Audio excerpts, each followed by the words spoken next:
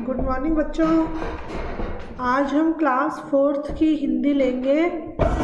Chapter number 6 part number 1 आपको करवाया जाएगा। अब अपनी किताबें खोलें, हाथ में पेंसिल रखें और जो पार्ट पढ़ाया जा रहा है उस पर ध्यान दें। ठीक है, कौन सा पार्ट बच्चों? Chapter number 6 class 4th part number 1। और ये निकालें आप सब, सब्जेक्ट हिंदी है ना। मैं पाठ पढ़ रही हूँ, आप उस पर ध्यान दें। पाठ का नाम है एवरेस्ट के साथ मेरी भेंट। एवरेस्ट क्या चीज़ है बच्चों? एवरेस्ट है हिमालय की सबसे ऊंची चोटी का नाम एवरेस्ट है। इस पर सबसे पहले कौन चढ़ा था? इस पर सबसे पहले भारत की एक महिला चढ़ी थी बच्चों, जिसका नाम है बछेंद्री पाल। तो ये उससे संबंधित पाठ ही है। बछेंद्री पाल ने सबसे पहले एवरेस्ट पर चढ़ने से पूर्व उनके मन में क्या क्या भावनाएं थी, क्या इच्छाएं थी, वे क्या सोच रही थी। तेज़ ठंड में भी वे इतनी मेहनत से पहाड़ों पर चढ़ रही थी, बर्फ़ के पहाड़ थे उस पर चढ़ रही थी, तो उन्हें कैसा महसूस हो रहा था, इस विषय में इस पाठ में बताया गया है। ठीक है, यानी पाठ का नाम है एवरेस्ट के साथ मेरी भेंट। भेंट यानी मुलाकात। जब वो एवरेस्ट में पहली बार मिली, एवरेस्ट पर्वत पर पहली बार पहुंची, तो उन्हें कैसा महसूस हुआ, ये इस पाठ में बताया है। ठीक है, तो आगे बढ़ते हैं। बातों बातों में, बातों बातों में क्या लिखा है? हिमालय की सबसे ऊंची चोटी का नाम क्या है? मैंने बताया था अभी आपको, एवरेस्ट है। हिमालय की सबसे ऊंची चोटी का नाम एवरेस्ट है। अगला है, एवरेस्ट पर चढ़ने वाली पहली महिला कौन थी? मैंने अभी आपको इसका आंसर भी बताया था। पहली महिला का नाम बछेंद्री पाल था। ठीक है, आगे देखते हैं। हिम्मत और हौसले से व्यक्ति कठिन से कठिन काम को भी सरल बना लेता है। बचपन से पर्वतों पर चढ़ने का सपना देखने वाली बछेंद्री पाल ने अपने साहस, आत्मविश्वास से अपना सपना पूरा किया। वे विश्व के सबसे ऊंचे शिखर पर पहुंचने वाली पहली भारतीय महिला बनी। इस पाठ में हम जानेंगे कि उनकी यह यात्रा कैसी रही। ठीक है, जब एवरेस्ट पर चढ़ रही थी तो उनके साथ कौन कौन साथ में थे और उन्हें कैसा महसूस हो रहा था, ये बताया गया है। देखते हैं, पाठ शुरू करते हैं। कर्नल खुल्लर ने साउथ कोल तक की चढ़ाई के लिए 3 शिखर दलों के 2 समूह बना लिए। यानी उनके साथ एक कर्नल थे, रिटायर्ड कर्नल थे, जो उनके साथ काम पर गए हुए थे। तो वे, उनका नाम खुल्लर था उस कर्नल का। उसने 2 टीमों में अपने आप को बांट लिया। एक टीम में तो खुद को रखा, एक टीम में ये बछेंद्री पाल को और उसके 2 सहयोगियों को रखा। ठीक है, अब बछेंद्री पाल खुद बता रही है, मैं सुबह 4 बजे उठ गई, बर्फ़ पिघलाई और चाय बनाई। बर्फ़ पिघलाई मतलब क्या हुआ? वहाँ पानी नहीं था, पानी बर्फ़ बन चुका था, इतनी ठंड थी वहाँ पहाड़ों पर। तो बर्फ़ को पिघलाकर पानी बनाया गया और फिर उसकी चाय बनाई गई। ठीक है, कुछ बिस्कुट और आधी चॉकलेट का हल्का नाश्ता कर मैं 5:30 बजे अपने तंबू से निकल पड़ी। देखो, उन्होंने किसका नाश्ता किया? चॉकलेट का। चॉकलेट का क्यों किया? क्योंकि यही छोटी चीज़ें होती है जो हम ऊपर आसानी से ले जा सकते हैं। बाकी तो जैसे हम खाना बांध कर ले जाएं, है ना, तो या कुछ और बांध कर ले जाएं तो भारी पड़ता है, इतना ऊपर जाया नहीं जा सकता वजन के साथ, वजन ज़्यादा हो जाता है। तो चॉकलेट जैसी हल्की चीज़ें बैग में आसानी से डाली जा सकती हैं, उसी का नाश्ता उसने किया और तंबू से वो निकल पड़ी। अंगदोरजी ने मुझसे पूछा, क्या मैं उनके साथ चलना चाहूँगी? अंगदोरजी उनके सहयोगी थे, उनके साथ में काम कर रहे थे। उसने पूछा क्या वो उनके साथ चलेगी? तो मुझे उन पर विश्वास था। साथ साथ में मैं अपने आरोहण की क्षमता और कर्मठता के बारे में भी आश्वस्त थी। आरोहण बोलता चढ़ाई के बारे में वह अपने आप से आश्वस्त थी, संतुष्ट थी कि मैं आराम से चढ़ पाऊँगी। सुबह 6:20 पर जब अंगदौरजी और मैं साउथ कोल से बाहर निकले तो दिन ऊपर चढ़ आया था, है ना। दिन चढ़ना यानी काफ़ी धूप हो चुकी थी, काफ़ी समय हो चुका था। हल्की हल्की हवा चल रही थी और ठंड बहुत अधिक थी। हमने बगैर रस्सी के चढ़ाई की। अंगदौरजी एक निश्चित गति से ऊपर चढ़ते गए। मुझे भी उनके साथ चलने में कठिनाई नहीं हुई। ठीक है, आगे देखते हैं। 2 घंटे यहाँ से जमी हुई बर्फ की सीधी और ढलाऊ चट्टानें इतनी सख्त और भुरभुरी थी मानो शीशे की चादरें बिछी हुई हो। यानी सब तरफ बर्फ़ ऐसी लग रही थी, बर्फ़ ही बर्फ़ बिछी हुई थी। ऐसा लग रहा था मानो शीशे की चादर बिछाई गई हो। हमें बर्फ़ काटने के लिए फावड़े का इस्तेमाल करना पड़ा। यानी बर्फ़ इतनी ज़्यादा भरी हुई थी कि चलना मुश्किल हो रहा था और फावड़े की सहायता से उसे काटकर, बर्फ़ को काटकर रास्ता बनाया जा रहा था। 2 घंटे से कम समय में ही हम शिखर कैंप पर पहुंच गए। अंगदोरजी ने पीछे मुड़कर पूछा, क्या तुम थक गई हो? मैंने जवाब दिया, नहीं। यह सुनकर वे बहुत अधिक आश्चर्यचकित और आनंदित हुए। जब साथ वाले ने पूछा कि क्या तुम थक गई हो, धीरे धीरे चल रही हो? उसने कहा, मैं नहीं थकी हूँ। तो साथ वाले सहयोगी को बहुत अच्छा लगा। फिर थोड़ी चाय पीने के बाद हमने रस्सी पुनः चढ़ाई शुरू की। लहाटू एक नायलॉन की रस्सी लाया था। लहाटू भी उनके साथ एक सहयोगी था, एक उनका मित्र था जो उनके साथ चढ़ रहा था। अंगदोरजी और मैं रस्सी के सहारे चढ़े, जबकि लहाटू एक हाथ से रस्सी पकड़े हुए बीच में चला। तभी लहाटू ने गौर किया कि मैं उन ऊंचाइयों के लिए आवश्यक ऑक्सीजन की अपेक्षा कम ऑक्सीजन लेकर चढ़ रही थी। यानी जो उसके साथ वाले सहयोगी ने महसूस किया कि उसे ऑक्सीजन कम मिल रही है, उसको सांस लेने में दिक्कत हो रही है, तो उसने सोचा इसके पास जो सिलेंडर है उसने उसका कम वॉल्यूम खोल रखा था। तो उसके सहयोगी ने क्या किया, देखो मेरे रेगुलेटर पर जैसे ही उसने ऑक्सीजन की आपूर्ति बढ़ाई, मुझे कठिन चढ़ाई आसान लगने लगी। तो जब उसके मित्र ने देखा कि ऑक्सीजन कम पहुंच रही है इसके पास, उसको सांस लेने में दिक्कत हो रही है, वो हाँफ रही है, तो उसने उसके सिलेंडर में से ऑक्सीजन की मात्रा को तेज कर दिया, है ना। रेगुलेटर को इस तरह से चलाया कि तेज हो गया वो, तो ऑक्सीजन ज़्यादा आने लगी, तो उसको आसान हो गया अब चढ़ना। तो आगे देखते हैं। दक्षिण शिखर के ऊपर हवा की गति बढ़ गई थी। उस ऊंचाई पर तेज हवा के झोंके भुरभुरे बर्फ के कणों को चारों तरफ उड़ा रहे थे, जिससे दृश्यता नहीं के बराबर हो गई थी।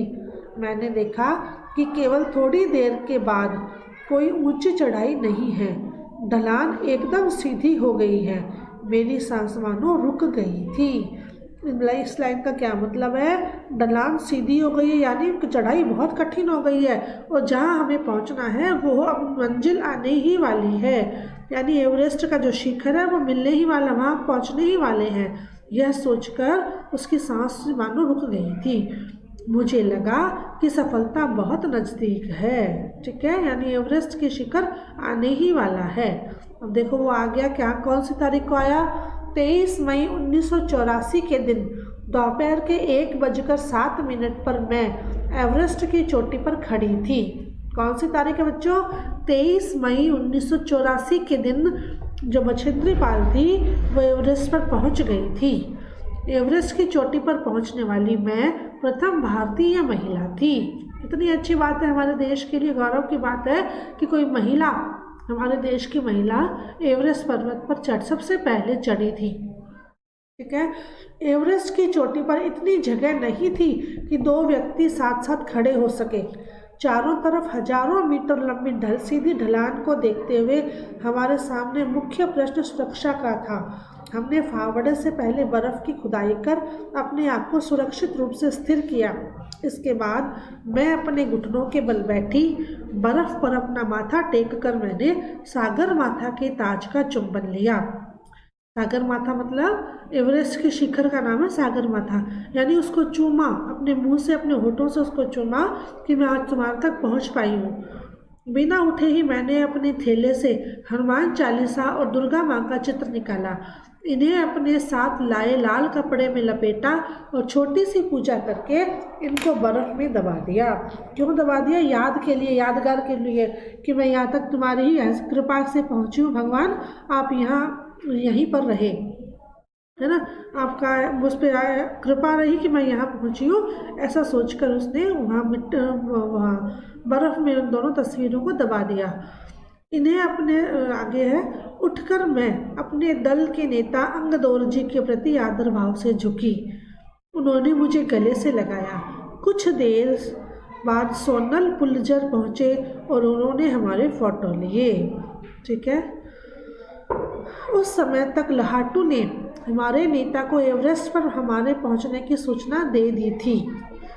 तब मेरे हाथ में वॉकी टॉकी दिया गया। कर्नल खुल्लर ने मुझे बधाई दी और बोले, देश को तुम पर गर्व है। हमने शिखर पर कुछ समय व्यतीत किया और अपनी वापसी यात्रा 1:55 पर आरंभ की।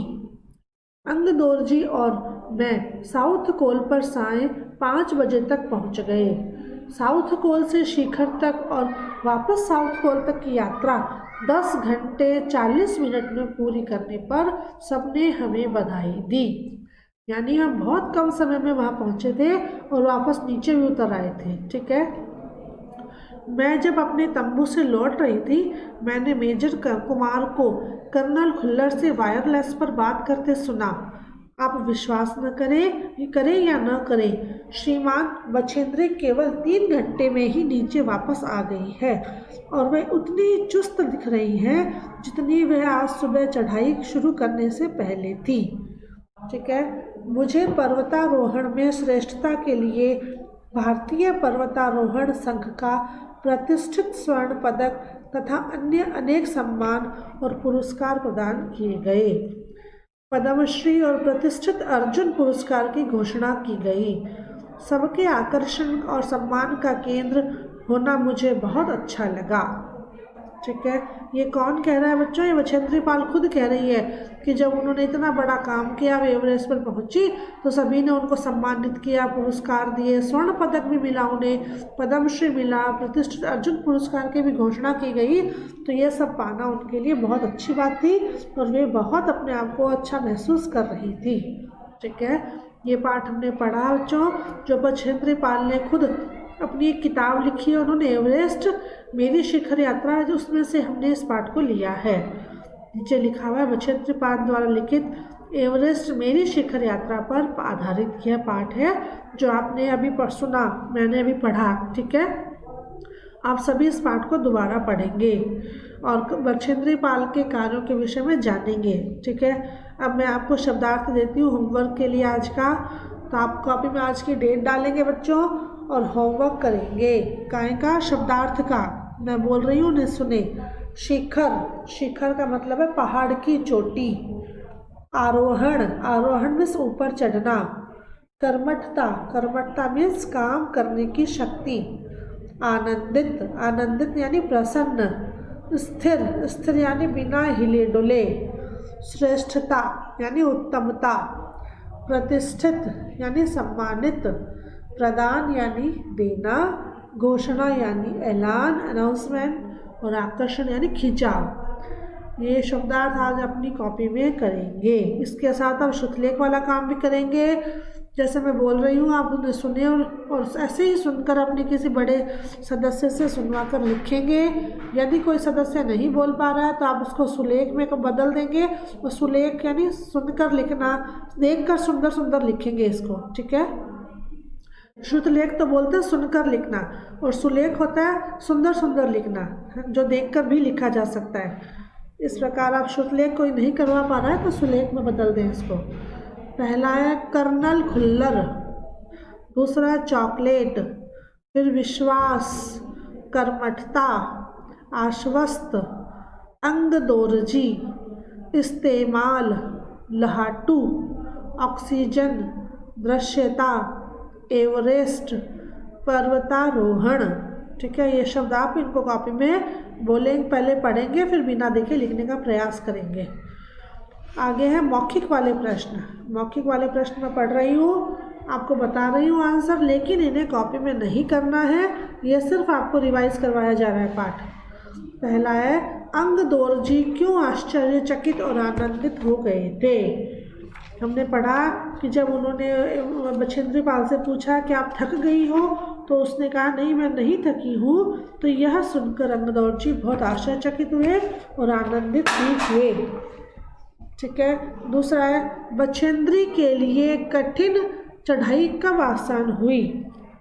बछेंद्री की जब वो पहाड़ों पर चढ़ रही थी उनको सांस लेने में दिक्कत होने लगी, क्योंकि उनकी जो ऑक्सीजन सिलेंडर था उससे कम ऑक्सीजन आ रही थी, तो उन्हें सांस नहीं ली जा रही थी। तो जैसे ही उनके साथी ने देखा कि सांस में प्रॉब्लम है, तो उन्होंने उसका रेगुलेटर को तेज कर दिया और सांस ऑक्सीजन की मात्रा ज़्यादा आने लगी और उनको कठिन चढ़ाई भी आसान लगने लगी। ठीक है बच्चों, कठिन चढ़ाई कब आसान लगने लगी थी? जब उनके ऑक्सीजन की मात्रा को रेगुलेटर से बढ़ा दिया गया था। ठीक है, आगे किसे सामने देखकर बछेंद्री की सांसें रुक सी गई। किसे देखा था? उन्होंने देखा हल्की सीधी सड़क जैसी, मतलब बिना ढलान की, बर्फ से ढकी हुई इस पहाड़ की चोटी दिखाई दे रही है। हल्की सीधी ढलान, एकदम सीधी हो गई है, ढलान बिल्कुल भी नहीं है, रास्ता एकदम सीधा हो गया है। तो यह देखकर उनकी सांस रुक गई थी। उन्हें महसूस होने लगा कि अब उनकी मंजिल पास में ही है। ठीक है, आगे एवरेस्ट की इस यात्रा पूरी करने में बछेंद्री को कितना समय लगा? बच्चों, बछेंद्री को 3 घंटे में उन्होंने पूरी यात्रा कर ली और वे नीचे भी आ गई थी। तो आज हमने मौखिक तक के प्रश्न किए हैं बच्चों। आप इनको मौखिक वालों को कॉपी में नहीं करेंगे, आप कॉपी में सिर्फ शुद्धलेख करेंगे और शब्दार्थ करेंगे और इस पाठ को पुनः पढ़ेंगे। ठीक है, कल हम इससे आगे वाला काम करेंगे, प्रश्नोत्तर लिखित वाले। तब तक के लिए थैंक यू।